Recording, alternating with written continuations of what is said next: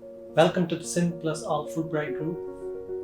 मुंहिंजो नालो बीप्रक कमर चांडियो आहे ऐं मूं हिन शइ जो आगाज़ कयो आहे फुलब्राइट में एडमिशन्स करायूं जेतिरा घणा प्रोफेशनल्स जूं कराए सघूं ऐं जेतिरी मदद थी सघे। मां सम्झां थो त फुलब्राइट में तमामु घणी क्वांटिटी आहे हर साल स्कॉलरशिप जी ऐं if we can tap into some of that will be a good contribution and a success. हिन ग्रुप जो जेको एम आहे उहो इहो ई आहे admissions in American universities, but especially looking at the Fulbright scholarship. हिन इंट्रोडक्टरी वीडियो में मां बस मुख़्तसर रही करे हिन ग्रुप जी एम जे बारे में ॿुधाईंदुसि ऐं ॿियो छा लाहेमल असां रखियो आहे ऐं तव्हां कुझु कंट्रीब्यूशन जे अगरि करे सघो सजेशन्स उहो पोइ ॿुधाइजो मूंखे। ओवरऑल ग्रुप जो एम जीअं त फुलब्राइट स्कॉलरशिप्स ऐं ग्रेजुएट एडमिशन्स आहिनि अमेरिका में। मां सम्झां थो त असां वटि एतिरी कैपेसिटी आहे सिंध में ऐं ओवरऑल पाकिस्तान में त असां हाणे अमेरिकन ग्रेजुएट ऐं PhD एडमिशन्स जे लाइ जेकर थोड़ी हेल्प कराए सघूं गाइडेंस त we can be really successful into tapping those resources. ऐं ग्रुप में मां पंहिंजे बारे में थोरो ॿुधायां। मां धातू डिस्ट्रिक्ट मां मुंहिंजो तालुक़ु आहे। मां 2007 में नस्ट इस्लामाबाद वियुसि बैचलर्स करणु IT में, जेकी मां फुल फंड स्कॉलरशिप ते हुई। तंहिं वक़्त में ICT R&D फंड जी स्कॉलरशिप हूंदी, पोइ हुन नालो मटाए प्राइम मिनिस्टर्स ICT स्कॉलरशिप शायदि करे छॾियो। हाणे मुंहिंजे ख़्याल सां डिसकंटिन्यूड आहे, मूंखे न आहे ख़बर ॿियो छा आहे। मुंहिंजे ख़्याल सां डिसकंटिन्यूड थी विया, पर उन में फुल फंड स्कॉलरशिप ई बैचलर्स जे लाइ स्टूडेंट्स जे लाइ। त मां नस्ट में मुंहिंजी एडमिशन थी वई। नस्ट मां 4 साल में बैचलर्स कई ऐं मुंहिंजी हमेशह शौक़ु साइंस इंजीनियरिंग में रहियो आहे। त तॾहिं उते मूं सुपर कंप्यूटिंग लैब जॉइन कई। सुपर कंप्यूटिंग ओवरऑल वॾा सिस्टम्स हूंदा आहिनि जेके साइंस इंजीनियरिंग जी फिनोमिनन खे अंडरस्टैंड करण लाइ यूज़ कया वेंदा आहिनि। ट्रेडिशनली जेकर ॾिसजे त science experiment and theory and experiment go together. You have theory and then the experiment is performed to try to falsify that theory. पर के अहिड़ा एक्सपेरिमेंट्स या सिचुएशंस अराइज़ थींदियूं आहिनि जंहिंमें you cannot perform the experiment. For example, if you want to study black holes, these phenomena range for millions of years. Human life is maybe 80 years in average. So you cannot study these phenomena which span for millions of years.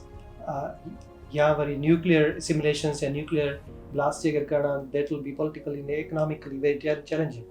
त उन लाइ super computers use कया वेंदा आहिनि ऐं supercomputers they employ mathematical models, they execute them on supercomputers and then you get the results and then you get some understanding of the phenomenon, and maybe at some point you get some parameters and then actually go and perform the real experiments, and then so it cuts the experimental cost and time drastically. So overall मुंहिंजी field आहे, पर marks computing simulation घटि simulation वरी science ऐं ॿियो mathematics सां तालुक़ु हुनजो घणो आहे।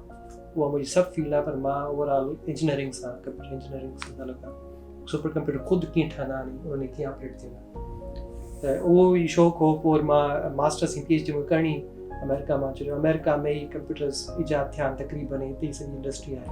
ॿी सॼी दुनिया में कमु थींदो आहे, पर अमेरिका कंप्यूटर जे लिहाज़ खां अमेरिका इज़ द प्लेस। त पोइ मूं मास्टर्स लाइ अप्लाई कयो फुलब्राइट में। जॾहिं मां यूनिवर्सिटी में फाइनल ईयर में हुयुसि, मुंहिंजो इंटरव्यू ताईं सिलेक्शन थी वई। पोइ मां इंटरव्यू में रिजेक्ट थी वियुसि। हाणे मां ॾिसंदो आहियां इंटरव्यू खे, छो मां रिजेक्ट थियो, मूंखे लॻंदी आहे मां छा ब्लंडर्स कया पहिरें दफ़े। पोइ उहो मां शेयर कंदुसि कि छा न करणु खपे इंटरव्यू जंहिं महिल इंटरव्यू जो वारो ईंदो। ऐं पोइ मां 2 साल UAE हलियो वियुसि। हुते मां रिसर्च में ई हुयुसि यूनिवर्सिटी में, ऑयल रिजर्वर सिमुलेशन ते सुपर कंप्यूटिंग। पोइ वरी मूं अप्लाई कयो वरी फुलब्राइट लाइ, वरी मां सिलेक्ट थी वियुसि इंटरव्यू ते। इंटरव्यू ॾिनो, इंटरव्यू सुठे नमूने थी वियो। मूंखे ख़बर हुई त कहिड़ियूं ॻाल्हियूं न करणियूं, कहिड़े रिसोर्सिस यूज़ कयूं सम्झण लाइ छा इंटरव्यू में थी थो सघे। मुंहिंजी ओवरऑल इंसान जी मैच्योरिटी अची थी वञे। That went really good and I got Fulbright scholarship. पोइ मूं 2014 खां 2016 ताईं मास्टर्स की कंप्यूटर साइंस में। हाणे मां PhD थो कयां कंप्यूटर इंजीनियरिंग में, ऐं I hope to finish it in the next year. त मां सम्झां थो मूंखे कुझु एक्सपीरियंस आहे हिननि शयुनि जो, कीअं अप्लाई कयो वञे। ख़ासि तौर ते फुलब्राइट में मूं कुझु दोस्तनि खे स्टूडेंट्स खे गाइड कयो आहे जंहिंखे हिन साल फुलब्राइट मिली आहे, ऐं उन्हनि खे ग्रुप में एड कयो आहे। They have a fresh knowledge of how things are done with Fulbright, so they will be helping us as well. हिन सां ई गॾु मां थोरो ॻाल्हाईंदो आहियां ग्रुप जी कंपोज़िशन ते ग्रुप में ओवरऑल अंडर ग्रेजुएट स्टूडेंट्स आहिनि ऐं रीसेंट ग्रेजुएट्स ऐं ॿियो वर्किंग प्रोफेशनल्स ऐं मां इनकरेज कंदुसि वर्किंग प्रोफेशनल्स खे त अप्लाई कनि छो जो उन लाइ अञा ईज़ी थो थी वञे to pitch your idea because let's assume you are in a government job let's assume you are in the government में जेको आहे let's suppose he is 45 years old उन लाइ पिच करणु आइडिया मूंखे हे कमु करिणो आहे हे एजुकेशन हासिल करणी आहे then I will return back to Pakistan त ईज़ी थी थो वञे फुल ब्राइट खे जस्टिफाई करण लाइ त we are going to give you the grant त वर्किंग प्रोफेशनल्स में खे मां इनकरेज कंदुसि त उहे अप्लाई कनि न सिर्फ़ु रीसेंट ग्रेजुएट्स पर वर्किंग प्रोफेशनल वेरी इंपॉर्टेंट ऐं पेरेंट्स बि आहिनि हिन ग्रुप में असांखे अञा इनकरेज करणु घुरिजे पेरेंट्स खे त उहे अञा वञी पंहिंजे ॿारनि खे इनकरेज कनि सपोर्ट प्रोवाइड करे सघनि छो जो सपोर्ट न सिर्फ़ु इहा आहे त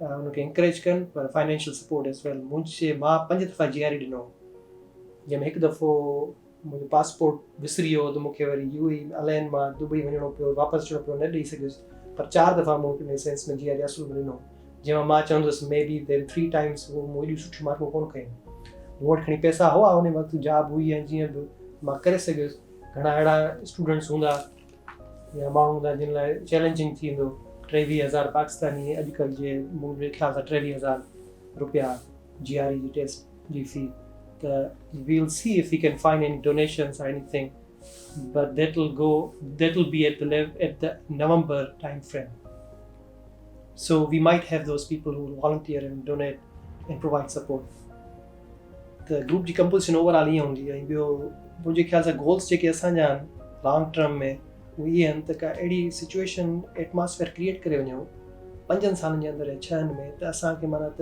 यूनिवर्सिटीज़ जे थ्रू ई सपोर्ट सिस्टम हुजे माण्हू हुजे ट्रेंड ऐं हिकिड़ो इनहेरेंट ऑर्गेनिक सिस्टम हुजे जंहिंजे तहत यूनिवर्सिटियुनि में एडमिशन्स लाइ अप्लाई करायो वञे ऐं उहो मुआशरे जो हिकिड़े सेंस में हिसो हुजे ॿाहिरां खां मतिलबु एतिरी गाइडेंस न अचे या कोड़ो घटि माण्हू न हुजनि इहो लॉन्ग टर्म में मां सम्झां थो त असां अचीव करे था सघूं 5-6 सालनि में एतिरा माण्हू क्रिएट थी वञनि एतिरी आगाही थी वञे त उहो हिकिड़ो जंहिंजे बारे में सोचणो न पए मुआशरे जो हिसो थी वञे अप्लाई करणु यूनिवर्सिटियुनि में उहो knowledge base capacity medium term में इहो हूंदो त 2021 में जेकी स्कॉलरशिप थी अचे मई में उन में असां जेतिरा स्टूडेंट्स अप्लाई कराए सघूं स्ट्रॉन्ग बैकग्राउंड उन ठाहे करे स्ट्रॉन्ग कैंडिडेसी उहो असां करायूं ऐं इफ़ 5 स्टूडेंट्स खे माण्हुनि कैंडिडेट्स खे जेकर स्कॉलरशिप मिली वई त I will consider it as a success short term में असांखे GRE जी प्रिपरेशन शॉर्ट टर्म मतिलबु 5 महीननि जो टाइम फ्रेम GRE न हूंदी जेकी GRE टेस्ट आहे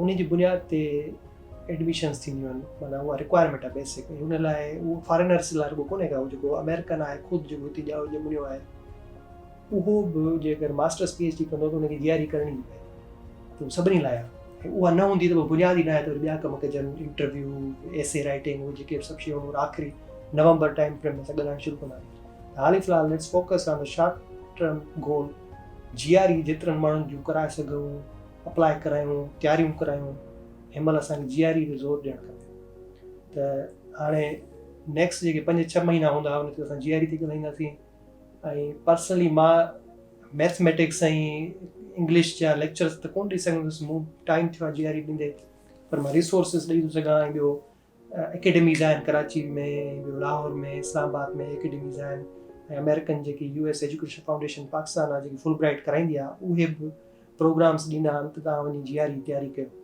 त देर आर रिसोर्सिस असांखे रुॻो उनखे आइडेंटिफाई करिणो आहे गाइड करिणो आहे माण्हुनि खे कीअं करणु खपे बुक्स जेके मिलनि था उहे प्रोवाइड करणु खपनि ऐं एट द एंड तव्हांखे पंहिंजी महिनत करणी पवंदी त हाली फ़िलहालु GRE ते असांजो ज़ोर हूंदो नेक्स्ट जेको बि 6 महीना आहिनि असां GRE ते वधंदासीं ॻाल्हाईंदा त I think this is a good plan ऐं तव्हांखे जेके सजेशन्स आहिनि तव्हां ॿुधायो and I hope and wish everyone best of luck